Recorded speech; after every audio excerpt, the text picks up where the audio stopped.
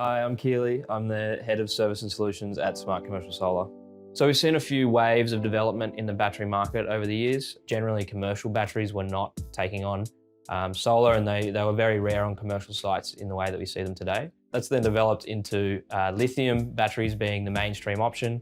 They're much more capable of fast discharge, fast charging, and they have pretty good lifespans and retain their charge quite well.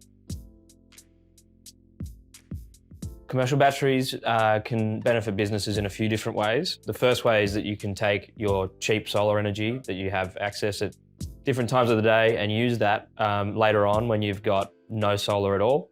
You can also arbitrage across different energy tariffs. So you can charge the battery in off-peak times and discharge it in on-peak times. But there's also other ways we can do it. So if you have backup functionality on your battery, it might be able to offset things like plant downtime issues. So a blackout might cause a seizure in your manufacturing lines that can be avoided by having a backup battery that allows your factory to keep running during those blackouts. Commercial batteries last a fairly long amount of time. They're usually warranted for 5 to 10 years, but you can expect them to still be working at 15 years. As they get older, the amount of storage they can carry decreases gradually, but towards the end of their life, they're still able to do some work. It's just not as much as they could do when they were new.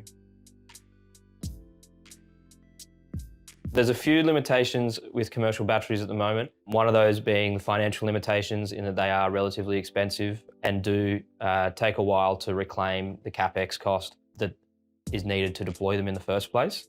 The second limitation is the limitation on their energy density, which translates to them taking up quite a bit of space in the real world. So if you have limited space in a facility, battery storage will be difficult to roll out because you won't have enough space to fit the amount of storage that you need to service your facility.